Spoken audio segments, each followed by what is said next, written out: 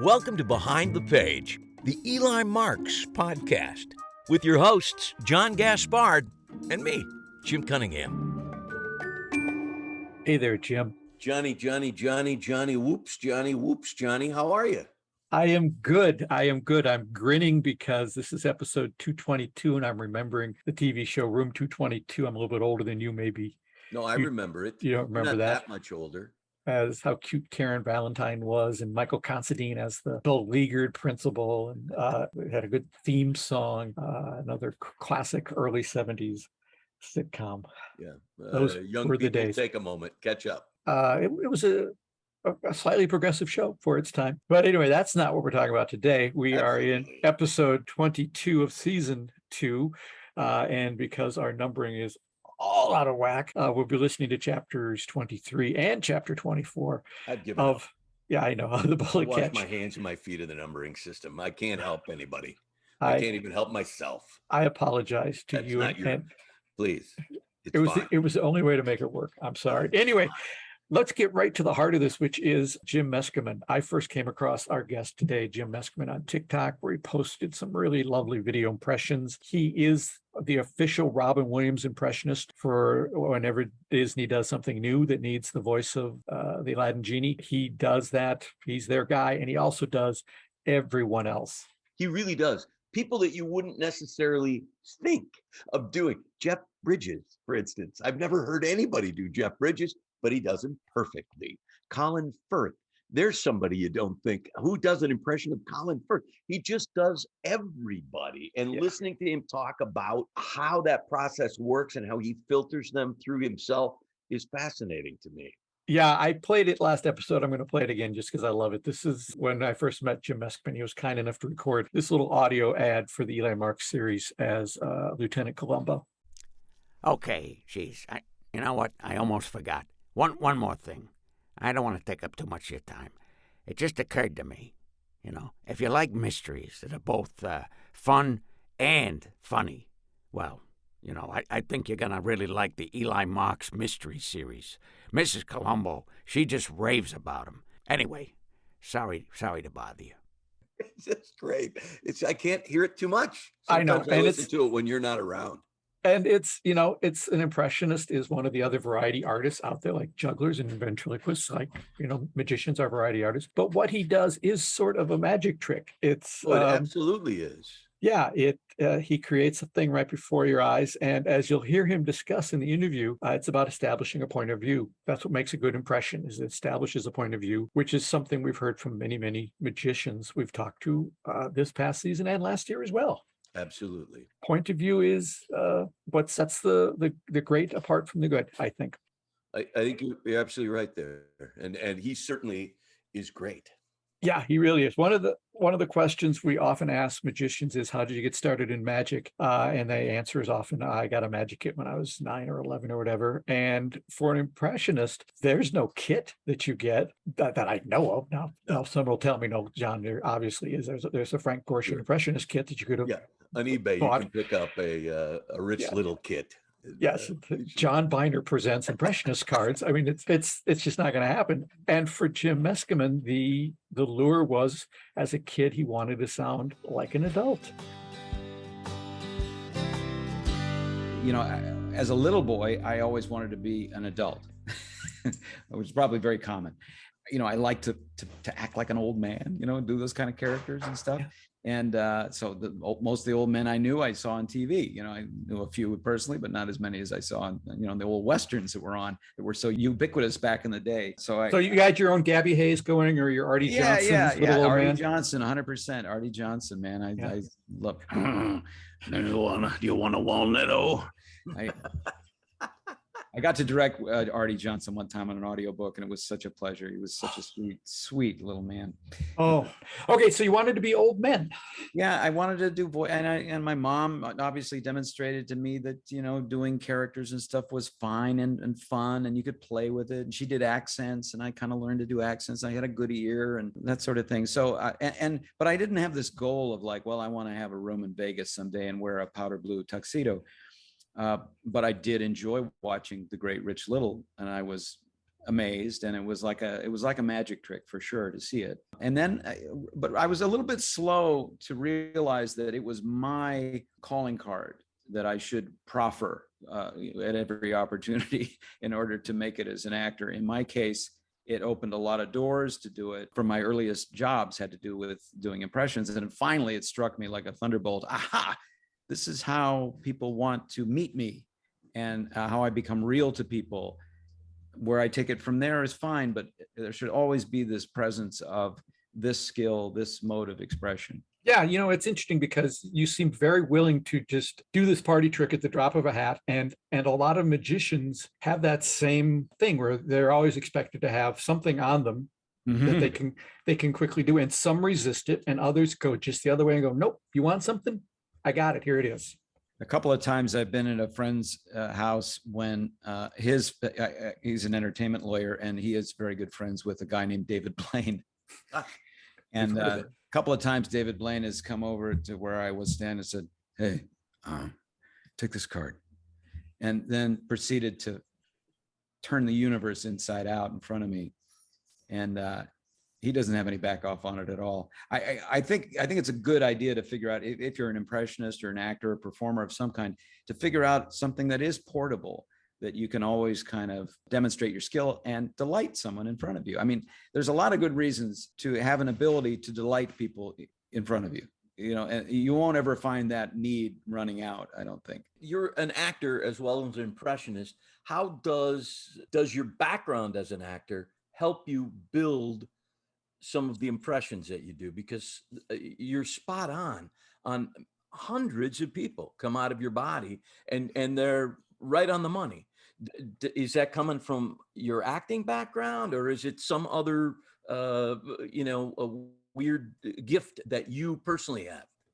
Yeah, it's the chromosome 35. Oh, damn it. I didn't get that one. Yeah, I know. I had to wait in line. It was down in Culver City. I'm still not sure if it was pure or not. No, well, it's, when we talk about acting, we're talking about viewpoint and shifting viewpoint. And when I just played a character on Gaslit, the show on Stars with Sean Penn and Julia Roberts, where it was based on a real guy, a senator, Senator Gurney, Ed Gurney of Florida. And there was not a ton of video on him, but I did study all that I could. And I definitely brought to bear everything I use as an impressionist when I'm trying to voice match somebody, kind of just sort of be in their space and see what I can see.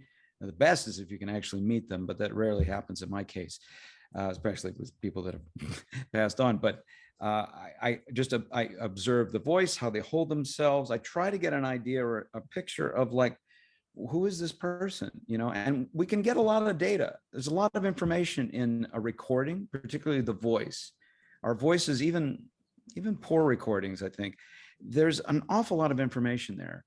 Background, education, general health, age, there's lots and lots of little things that are telling.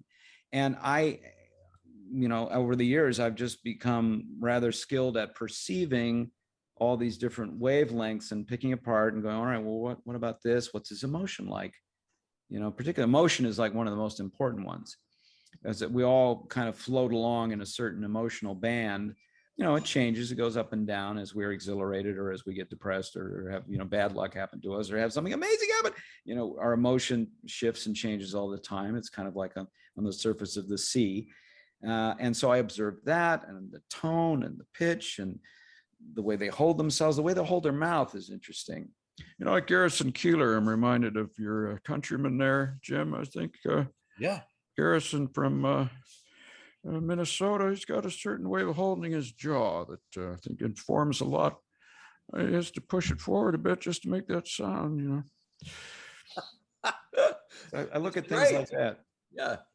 But what you're also bringing to it, and I'm going to say something heretical here, although I adored Rich Little, he didn't have and doesn't have the improv skills that you bring. So he can do the thing he does, but I've seen you on video be thrown something and you can just go with it in that character and then switch to another character. I mean, you're kind of like a Robin Williams of Impressionists, because your ability to just take what was, you're in the moment, to say yes and off you go.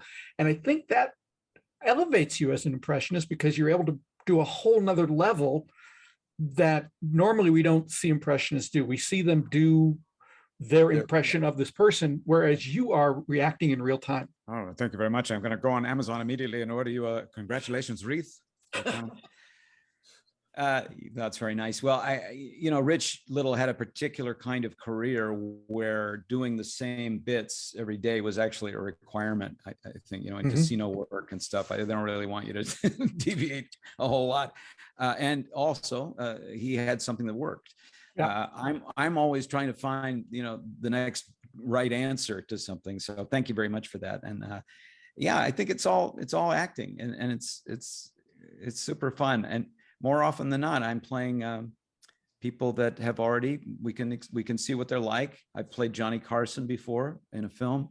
I'm going to be playing Phil Donahue on Monday for a TV show, who I didn't really consume much Phil Donahue stuff. I didn't watch Phil Donahue when he was on the air. I was too busy in New York, and we could never get a good TV signal in Manhattan at that time. But I've been studying him now, and it's like, okay, fine, if that's part of my niche. And then sometimes I get to play people that aren't necessarily delineated by some prior celebrity. How'd you put together your act as an impressionist? Oh, it's burdensome. It's hard. It's hard work writing. And then once you've written it, it's hard work learning it. And you're like, who is this writer? God, hate this guy. And then you learn in front of the audience what they like and what works and what doesn't work, like a stand-up comedian a little bit.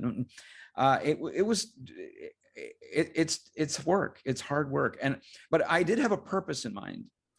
And I think that helps. If you have an overarching purpose, a stand-up comedian has a certain kind of purpose, and different kinds of stand-up comedians are going for different things. Some guys are going for the laugh, but they're not differentiating between a laugh of sheer delight and release and the laugh of, I can't believe you just said that, which is another kind of laugh and leaves the audience feeling in a different sort of way. So in my show, I had a certain goal in mind of making the audience feel a certain way, and even to perhaps have some realizations. And I didn't say it at the beginning of the show. The purpose of my show, it was just, I didn't tell anybody about it. I just had it kind of as, well, that's my guiding principles, and I'm trying to create this effect. I don't know exactly how to create this effect, but I think it has to do with demonstrating that a person can change and be other people and occupy different viewpoints, and they can do it in a virtuosic kind of way and express all kinds of little truths and little funny things, and do it in an aesthetic manner, and it should impinge well on people, and not make them feel worse or make them feel like, oh my God, you're right, we're all screwed. I didn't want to do that. So that's what kind of guided me through, but it's just hard work. And also, coming up with material, my God, it's a super hard thing to do. And I'm feeling it very much right now, because I have to really rewrite my whole show, because this stuff is very perishable. Celebrities come and go. Most of the people I do are now in their late 80s, let alone in their 80s. I used to do a lot of old people, but this is like, oh my God, I'm amazed that Ian McKellen is still around. Morgan Freeman is still around. He's still important enough to evoke for people. And that, Lordy. Yeah, but you do people that nobody does. I've never heard anyone do George Clooney before. I mean, and to or Ron dead, Howard. or Ron Howard. Right. Ron Howard. You do Yeah. them well. Well, thank you. And I know Ron Howard, so it's I'm cheating there a little bit.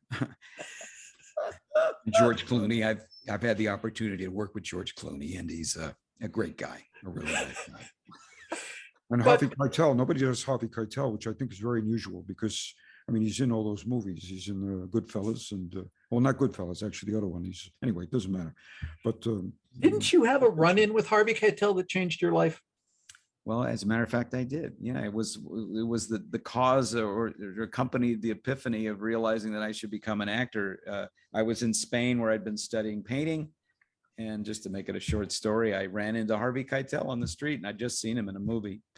And I was in Madrid, of all places, so not the typical place to run into a movie star. on the streets of Madrid, Spain, but there he was, and I talked to him. And I recognized that after that meeting, I was so excited. My heart was pounding like it is when you meet someone that's really important to you. I hadn't even realized how important he was to me. Maybe it could have been anybody, but it was this guy who I just respected as an actor. And I was like, oh my God, I'm exhilarated. This is just crazy. And then I had the presence of mind to go, this is a good reason maybe to take a look at this. It's like, what effect would I want to create on another person? I would love to have someone be so exhilarated that after they had a little conversation with me, they walked away and went, oh my God, I'm going to do whatever. So that was when I went, I get it now. I'll move to New York. I'll be an actor. And that settled a conundrum that I had been wrestling with for years. So I always, am trying to run into Harvey Keitel somewhere or have some sort of a chance to tell him. I'm sure he won't care at all. Maybe he's created this effect on many people, but it was super important to me, and I'm very grateful. I think it's great that you're not just doing an act, but that you built an act around trying to get a point of view across. And that's something that, as you know, Jim and I have talked to a ton of magicians over the last couple of years. And one message that keeps coming back again and again is you're going to be a stronger, better performer if you have a point of view. Those are the magicians who stand out, are the ones who have that, as opposed to the ones who are just trying to get through the next trick. I understand that completely. I mean, I saw Penn and Teller in their first big show on off Broadway, I guess it was. And they very definitely had a point of view, something they were trying to tell you. They made it very clear, very plain, and then they blew your mind with all the tricks. And I imagine, I'm not a magician myself, but I know a little bit about it, and I figured out a couple of things because I'm just, nosy. But I realized, well, there's the trick, and you buy it at the store, and you practice it, and it has certain lines and stuff. But the great ones, like you said, are the ones that come up a way to present it and make it their own. And I've subsequently met some magicians that are just fantastic. They don't do the same trick like anybody else does it. Because at this point, we've seen the cups and balls. Right. I get it, but you got to put some sort of a spin on it. And the great ones do. And they make it, and you go, now I can enjoy the cups and balls again, because it has this, it's just part of the mix. It's the performance. It's not the trick. It's what the performer has brought to it, which is, I'll go back to my, I hope not too fawning recommendation of you, which is that's what you're doing. You're not just doing, I wonder if instead of Ulysses S. Grant, it was Cary Grant. I think it would go something like this. Right. You're not doing that. You're integrating all these different characters into a real situation to make a point. Yeah, 100%. Thank you. Thank you for that fawningness. You're welcome. Can I ask just sort of a nuts and bolts question about Please. the impression? So I think I have a pretty good ear, but I don't have the ear that allows me to hear Robin Williams and then be able to have him come out of my mouth, or hear Cary Grant and have it come out of my mouth. Mhm. Is there, what is the, do you go into a room, or does it just happen? You hear it and you're able to do it, or do you have to go, no, it's a little, I need, how does it work? Well, I'm very practiced, so I can do it pretty fast. If I know that it's in my wheelhouse and I analyze quickly the components of something, then I can do it pretty quickly. But I'm going to say something that may not make any sense, but I think is very key, and is that most of us don't know what we sound like just regularly. Now, you may have been able to listen to yourself in recordings or on Zoom playbacks or whatever and have some familiarity with your voice. But most people don't have a clue what they actually sound like as a people. And so it's very difficult for them to even know where they're starting with doing an impression, because we hear ourselves through the body generally. That's different from the way you hear me and anybody else hears me. When it gets out in the open air, it's a whole different set of vibrations. And generally speaking, it sounds worse than what we hear when we just talk. Our own voice sounds mellow and deep and wonderful and sonorous and terrific. And then when we get it out in the outside air, all of a sudden it sounds kind of weedy and thin and crackly and gross. So I recommend that anybody that's interested in doing voice work or doing impressions, you got to get super familiar with the way your actual voice sounds in the open air by recording yourself and listening a lot. And that you will begin to go, oh, okay, well, here's the bass. This is what I have to work with.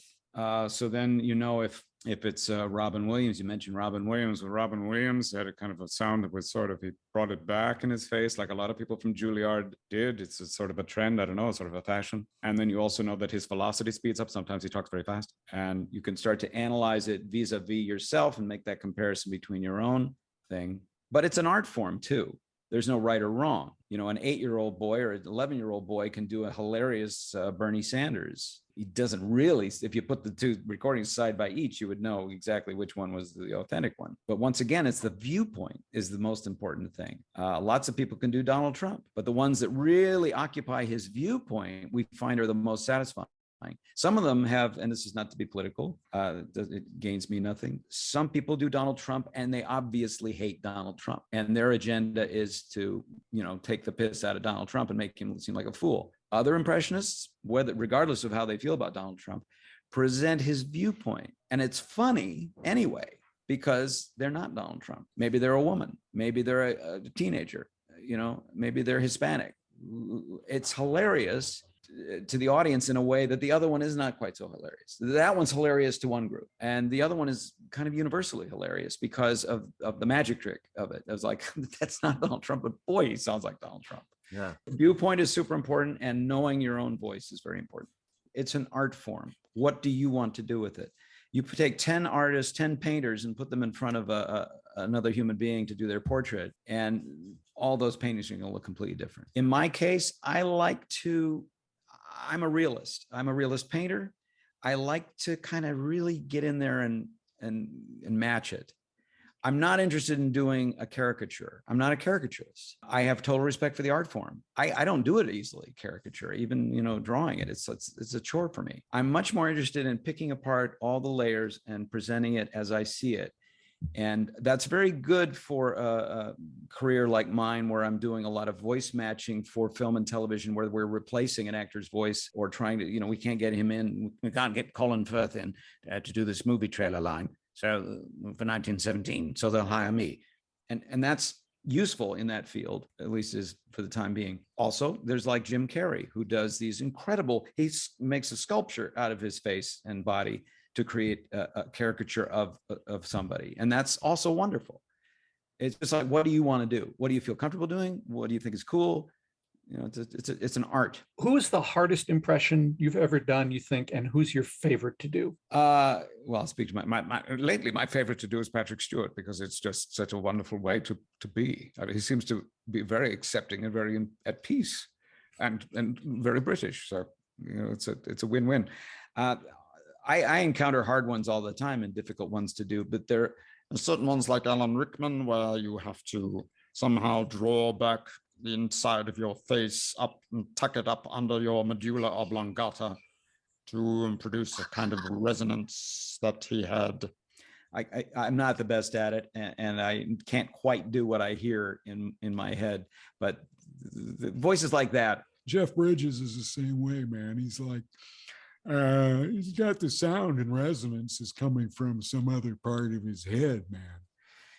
And those, you have to kind of find, I'm thinking a lot about the physicality of how what you have to do to your instrument to create those sounds. It's so much fun to listen to really you is. It's just a work delight. at that. We will, in the show notes for this, include some links, particularly to your deep fake video, which is phenomenal. And just to admit upfront how stupid I am, for the first half dozen impressions, I wasn't aware there was a deep fake going. I thought, boy, he changes his face and his voice. He is that good. And then all of a sudden you had a mustache. Oh, okay. That was the one that is exactly where I was. He became Yeah. Morgan Freeman. It was like, how did that? There's Wait a minute. thing going on. It's great. It's great. Was that a tough thing to technically, or did you just have to show up and do it? And they did the worst. Well, I was I collaborated with a guy in England named Sam Head, who contacted me, and he's now a very big SFX guy for Industrial Light and Magic, working on Star Wars stuff now. But at the time, he was figuring out how to do this deep fake stuff, and he sent me a sample of something he'd done to one of my videos, saying, "Hey, this is my idea. What do you think of this?" And I was like, flabbergasted, you know, and say, oh yeah, definitely sounds like fun. And in that first one that you're referencing, we did several together, actually. If you haven't seen them all, it might interest you to chase them up. But that first one was so successful, I think, because about the first 3 or 4 voices, the people don't look that different. Than the face architecture is not that different. The nose widens a little bit, the jaw does this, and then the eyes change a little bit. But if you're not paying strong attention, you don't fully register all those changes until something like the mustache dropping down happens, and then you're like, oh wait a minute, he's been messing with me this whole time. So I think that was an example of a magic trick for sure, that had a technical aspect, but it was buttressed by the performance and the viewpoint, which was expressed in the poem that I was doing. Yeah, it is a magic trick, the way he does it. And he is willing to just do it at the drop of a hat, which is so charming. I mean, we just trying to remember everybody he just did in that short interview: David Blaine, Garrison Keillor, Rob Should've Williams, of taken course. notes. Yeah, he just was He terrific. does Ron Howard. Who does Ron Howard? He does Harvey Keitel. Who does Harvey Keitel? Exactly. He's got them all. He's got a huge palette of voices. It's incredible. Yeah, it really is fun. And as he said, and this is something that is applicable to magicians, he says, figure out something that's portable to demonstrate your skill and your ability to delight people, and just have that with you in your hip pocket. Have a thing that can delight people. And I know there's one school of magicians who always carry something and are ready to do it at the drop of a hat. And there's another school that are like, that's my job and I don't do that for free, and I'm not going to do that. And they each have their reasoning behind that. I do know that in the corporate setting, the magicians who, while getting ready for an event, were willing to do something kind of on the spur of the moment for an executive during a rehearsal or something, are the magicians who get invited back. Mike Super. Mike Super, as we've mentioned when we talked to him last year, he spent more time after the corporate event doing magic for the attendees than he did on stage. Easily much more. And they had him back the next year. Yeah. And normally that doesn't happen in the corporate world, where they go, we already had a magician, we need something else.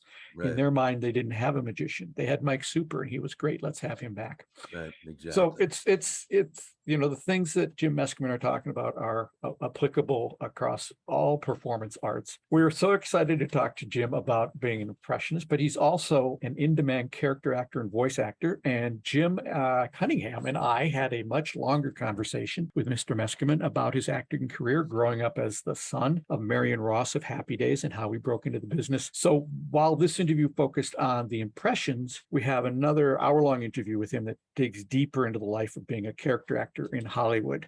Yeah, and I think in that interview on the other podcast, you can hear my story about Marion Ross. Spoiler alert, she kisses me.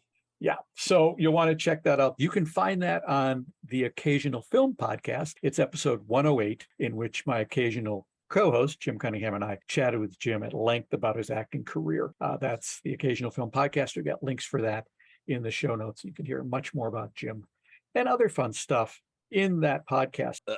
So check out the link in the show notes to the Occasional Film Podcast, where I am an occasional co-host. You can listen to that interview with Jim Meskimen, but the episode before that one, episode 107, great discussion with our good friend Dawn Brody and Brian Forrest about the best and worst movies made from the books Frankenstein and Dracula. And they are experts on those topics, and it was really fun chatting with them. Anyway, we're not here to talk about the other podcast, Occasional Film Podcast. We're here to jump into this episode's chapter of The Bullet Catcher, actually chapters. Yeah, because there's going to be 23 and 24. I've made my peace with it. It's Can fine. you bring us up to date? I will. We've had Max's Wake. We've seen Franny and Megan are there. There's some advice from Deirdre. We saw the Broken Wand ceremony. We saw the funeral procession, and that takes us right into chapters 23 and then chapter 24.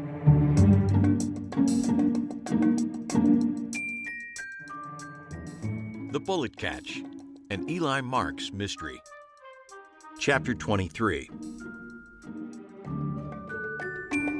I think I share the same sentiment that most people have toward bagpipes. I wouldn't say I hate them, but I can't imagine going to an evening of bagpipe selections, not even if they were performed by the equivalent of Yasa Heifetz on the Stradivarius of bagpipes, if such exists. Harry is the rare exception who can't get enough of bagpipes. However, he is also a realist who recognizes his is clearly the minority position. That being said, I know he really wanted a bagpipe rendition of Amazing Grace at the cemetery as a final tribute to Max. To appease all parties, he landed on an elegant solution. As Max's urn was lowered into the ground of the plot he shares with his late wife Irene, we were treated to the distant strains of Amazing Grace. Harry had instructed the musician to stand on a nearby hill, about 200 yards from the small hill we were perched on. The music was haunting and evocative, but most importantly, it was distant, blessedly distant. While the urn was slowly lowered, I looked out at Lake Calhoun, which is adjacent to the large and sprawling cemetery. From my vantage point, I could just pick out Trish's condo tower on the far side of the lake. It was the tallest structure at that end of Calhoun, and easy to spot high above the trees. I thought about what Deirdre had said about Trish and the last man standing syndrome, and what she'd said about Mr. Lyme. I wasn't so sure he was dead, but I also wasn't surprised she hadn't been able to find a trace of him. He was like a sickly wisp of smoke, quick to appear and impossible to grasp. Harry stood by my side, and as we all listened to the last strains of Amazing Grace, and without even thinking about it, I put my arm around his shoulder, and after a few moments, he leaned into me and sighed. "Twice in one day. It's like I won the lottery." Deirdre looked at me from behind her desk, her reading glasses perched near the end of her nose. I stood in the doorway, not yet getting the sense I was approved for entry. "Can I come in?" She nodded as she took off her glasses. "The DA's office is always glad to welcome the general public." I entered, eyeing the guest chair in front of her desk, but not wanting to commit to it just yet. "How was the burial?" I shrugged. "Sort of odd. A bunch of ashes are stuffed into a $200 tin can and then dumped into a hole in the ground. A peculiar custom. And this, coming from the same fellow who once tried to convince me of the value of buying matching cemetery plots for our 2nd anniversary. What can I say? I'm a romantic guy. And as I remember, it was a hell of a deal." Deirdre chuckled. "My loss. How's Harry?" "I think it was good for him to go through the ceremony and the rituals. He's still down, but I guess that's to be expected." "So what brings you into the office?" "I have a favor to ask." "Give it a shot."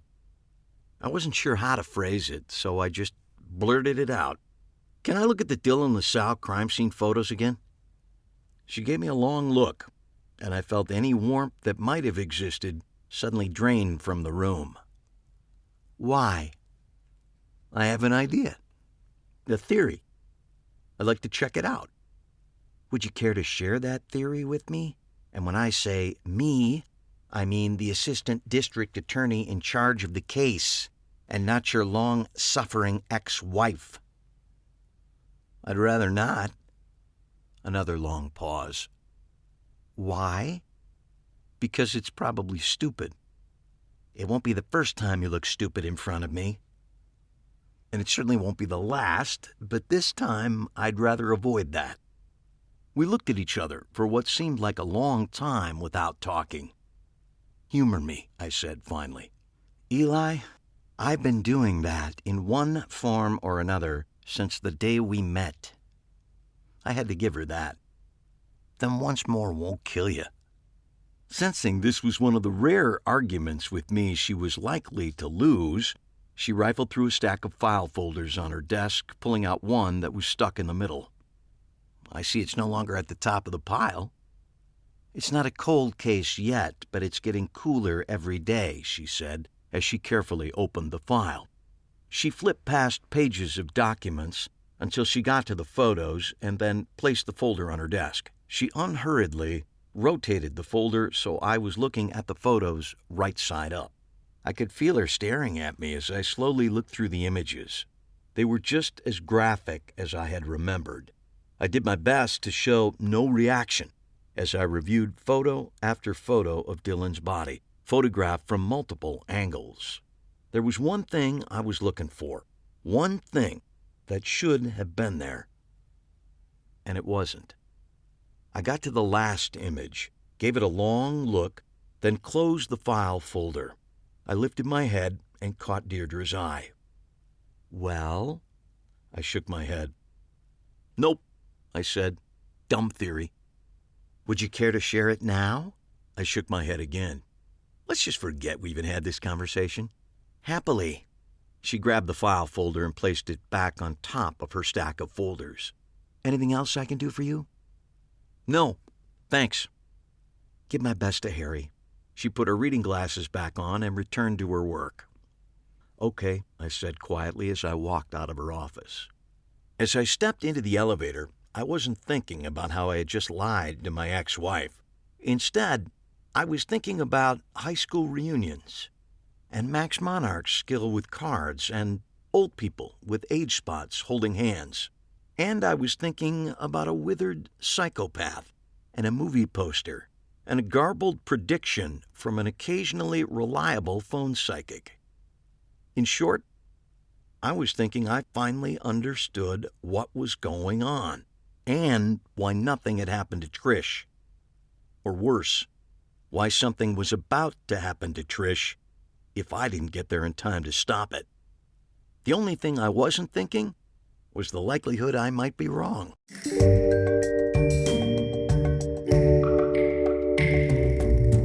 Chapter 24. "Hello?" Trish's voice, filtered through the lobby intercom system, sounded stressed. "Hi," I said, leaning toward the small holes in the silver plate on the wall. "It's me, Eli. I'm downstairs in your lobby. I tried calling you on your cell, but I kept getting put into voicemail." "Eli? Is everything okay?" She still sounded stressed, but now she seemed to be stressed about me. "Oh, sure. I just wanted to talk to you. I got some insight today into Dylan's death, I think. Maybe." The more I talked, the less sure I felt. "Oh, great. Why don't you come up?" There was a click on the speaker, followed by a buzz by the door. I grabbed for the door handle and pulled it open, heading into the lobby and toward the elevator bank. As I waited for one of the 3 elevators, I couldn't help but think of Franny's admonishment to stick to the lobby level. And for a brief moment, I even considered calling Trish again and asking her to come down. But then the middle elevator dinged, the door slid open, and I stepped in and pressed the button for the 29th floor.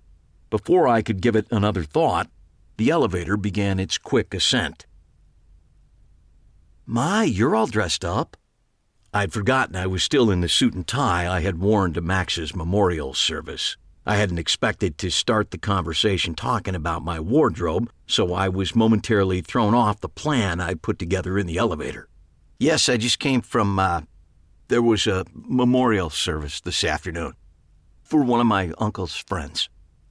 Trish had moved away from the front door, crossing the room to pull the only set of curtains that weren't already closed. It was nearly dusk outside, and 3 lamps lit the living room. Hanging lights over the center island in the kitchen illuminated that part of the room.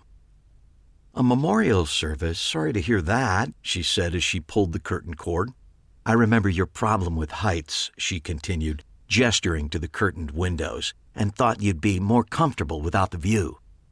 "Yes, that's great," I said, stepping slowly into the room and shutting the door behind me. "That's very thoughtful." She gestured toward the couch. "Can I get you something? Coffee? Iced tea?" I shook my head as I sat down. The couch was less firm than advertised, and I sank into the cushions rather further than I had anticipated. "No, thanks, but if you want something, don't let me stop you." "No, I'm okay," she said, taking a seat on a matching chair across from me. I glanced around the room and noticed 2 suitcases on the floor by the hallway. "Are you going somewhere?" I pointed toward the suitcases. "No, I wish," she said with a laugh. I was doing some cleaning and realized I have far too many suitcases. I'm not sure where they all came from, so I set a couple of the older ones aside to bring down to the homeless shelter. I smiled. I have a bunch of things I could unload as well, I guess. Who knows how it all piles up? We both laughed in agreement. After a suitable pause, Trish leaned forward. So you said you had something about Dylan's death? I think you said insight? I shrugged. Maybe. Some pieces sort of came together in my head today. I went down to the DA's office and did some checking without, I was quick to add, letting them know I might be onto something. Okay. I sat back, trying to figure out the best way to start what was feeling more and more like a wild-assed idea. Trish waited patiently while I gathered my thoughts. Finally, I leaned forward and just dove in. There's an idea in magic raised by a really great magician named Darwin Ortiz that if you can get the audience to ask the wrong question, you are guaranteed they'll never come up with the right answer. Okay. I could tell she was being patient with me, letting me present my idea before asking any questions. For example, I went on, if you get them thinking you're using sleight of hand, they'll never realize card trick is essentially self-working. All right, she said, drawing the words out. I sensed I needed to get to a point of some kind. So the question we've all been asking is who killed Dylan, right? She nodded in agreement. But the problem we're running into, I continued, is no one is getting anywhere with that question. Not you, not me, not the police. But I think that might be the wrong question, and that's why we can't come up with the right answer. So what is the right question? Trish said quietly as she leaned forward, moving to the edge of her chair. I think the correct question is Dylan really dead? It seemed to take her several moments to absorb the meaning of the words. Is Dylan really dead? She repeated. I was at a memorial this afternoon for this magician, Max Monarch, a really terrific card magician, and one of his signature moves was a deck switch. What's that? It's exactly what it sounds like. At some point in a performance, you take a deck of cards that has been thoroughly examined or shuffled by an audience member. You take it, and unbeknownst to them, you switch it with a cold deck, which is a deck you've prepared in some special way. And I think that's what Dylan did. He switched decks. He switched decks? I'm not sure I understand. Well, not literally, of course. I was gaining traction and started to dig in. Look, remember when we were at the reunion and they stamped our hands with an ink mark as we came in? She nodded as she thought about it. Something about keeping interlopers from coming in and eating our food. I think it was supposed to be our school mascot, but it really just looked like a black smudge. That's right, and we all got one. I even looked at the photos that pushy photographer's trying to sell online, and you can see everyone got one. And I also remember it took me about 10 minutes to wash it off the day after the reunion. Trish continued to nod. Yes, I remember how annoying it was. Well, I continued, I looked at the crime scene photos of Dylan's murder again this afternoon. The police were very thorough about the photos. They shot every part of him. And there wasn't a mark on his hand. Either hand. No stamp. Trish sat back as she considered this. Maybe he washed it off before he went out jogging. Maybe, but it seems unlikely. You said you both came home and he went out immediately for a run. He didn't take a shower or anything before he left, did he? Trish shook her head. No, he didn't. She got up and crossed the room, picking up one of 2 wine glasses on the kitchen counter. She opened the refrigerator and brought out a bottle of wine. She uncorked the half-full bottle and was about to pour when she stopped. But I identified the body. I went downtown and identified the body. I know. But I think Dylan found someone about his same height and build, switched clothes, and then shot him. I suddenly remembered Franny's odd psychic prediction. The man who got shot was the man who got shot, but he wasn't. I had made the assumption that it referred to Jake and the character he was playing in the movie. But in retrospect, I think she saw right through Dylan's staged mugging and the scenario he was trying to create for the police. Dylan was the man who got shot, but he wasn't. They said he was shot first in the heart and then in the head, I continued, trying to keep my thoughts focused on recounting my theory for Trish. In the face, Trish corrected. It was horrible. It certainly was, I agreed, remembering the photos. Under those circumstances, it's completely understandable you'd think it was Dylan. In fact, I think he was counting on that. She finished pouring the wine and held the bottle up to me. I shook my head. She set the bottle on the counter and headed back toward her chair. So, if Dylan is alive, she began taking a sip as she sat down. She left her sentence hanging, so I finished it. If Dylan is alive, then suddenly the other murders make sense. He was in business with Howard Washburn, and maybe Washburn knew about his plan to fake his death. And Sylvia Washburn? Well, given her reaction when I mentioned Dylan to her, I think they may have been having an affair. Maybe, I added, in an effort to soften that blow. With Sylvia Washburn, Trish said quietly. That makes sense. I suppose I shouldn't be surprised. And maybe with those loose ends tied up, Dylan really has disappeared. Mr. Lime said something about Dylan taking some money that belonged to him. Trish interrupted. Mr. Line? I shook my head. No, Lime. That's not his real name. Just the name he told me. He's this creepy old guy that knew Dylan and had some sort of dealings with him. Trish sat back. She took a sip of wine and repeated the name quietly. Mr. Lime. Anyway, he said Dylan owed him. I think it might have been money, something from one of his courier jobs. Maybe Dylan has taken that money and is really gone for good. You keep saying maybe, Trish said. Well, I say maybe because there's always the chance he considers you to be a loose end that still needs to be tied up. I sat back, again sinking further into the couch than anticipated. But since he hasn't made any attempts so far, I think that's becoming less and less likely. Trish considered what I had just told her. And you haven't shared this theory with the DA or the police? She asked. I shook my head. Not yet. Why not? Because, I said, if Dylan really is gone, that's a good thing for you. The police have no further leads, and this is quickly turning into a cold case. I think if nothing else surfaces, they'll file it away as unsolved. And what happens if you tell them your theory? I shrugged. Maybe nothing. But if they think Dylan is alive and on the run, that could blow this thing up even larger than before.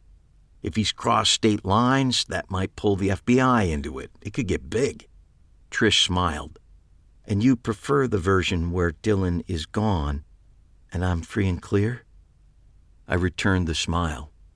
I do. I think you've had your share of bad guys. I think you're right.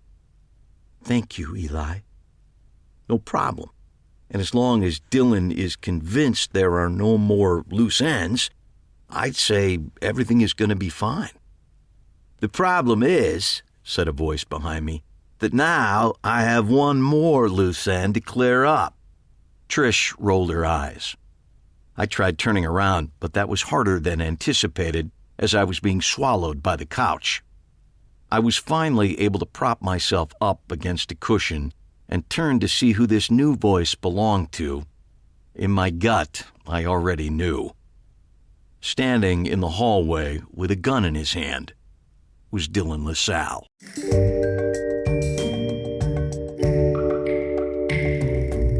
Okay, there's a lot that went on there. There's a whole bunch, and as it turns out, Dylan is not dead, and I think we are fast approaching the climax of this book. Wow. Okay, so how many chapters are left? There are 2 more chapters left. So chapters. and we know there's another book after this one. So Yeah. Eli must survive. It's just a question of how does he get himself out of this situation. And that is coming fast. Anyway, that next time you'll get to listen to chapter 25, and you'll also get to listen to us chat with one of my favorite magicians in the world, David Williamson. Boy, oh boy. Yeah. He's dynamite. On stage, off stage, in the interview, after we stop recording, he is liquid gold, dynamite, just fun. He is, last episode when we were talking about the idea of masterclasses, I saw him do a masterclass on stage at Magi Fest with a very willing young magician. There were, 500-600 magicians in the audience, and Dave Williamson said, I'm willing to work with one of you one-on-one. Who wants to do it? No one raised their hands. They were terrified to do part of their routine in front of David Williamson. And this kid got up, and it was hysterically funny. And the kid was a very good sport about it. But everything David said was correct. All the stuff the kid was doing wrong, just fantastic help on, every little comma and pause and motion. And he's a fascinating, funny guy because he knows so much about magic and he knows so much about performance. Anyway, that'll be coming up in our next episode as we begin to wind down season 2. And then we have a big surprise episode after David Williamson, although David Williamson's a pretty good surprise. Yeah. But we'll have our final episode of the season is, oh boy. Anyway, we'll talk more about that next time. Please don't tip your hat. I'm not going to tip anything on that. Good, but it's still good, especially if you're a magic person. This is a good one. Yes. So anyway, that's it for this one. Check out the show notes for videos of Jim Meskimen doing impressions. Yeah, and watch those deep fake videos because they'll scare the pants off you like they did me. And check out the link to the new episode of the Occasional Film Podcast. Did you say it was episode 108? It's episode 108. All right. And there you're going to find a different interview with Jim Meskimen about the life of a character actor. And you'll hear my story about Marion Ross. All right. That's all for now, folks. We'll see you later. Bye-bye. Take care. That's a nice little sound effect there. How about that? This has been Behind the Page, the Eli Marks podcast, with your hosts, John Gaspard and Jim Cunningham. Produced by Alberts Bridge Books at Grass Lake Studios. Find this podcast and all the books in the Eli Marks series at EliMarksMysteries.com. That's ELIMARKS Mysteries.com. And thanks for listening.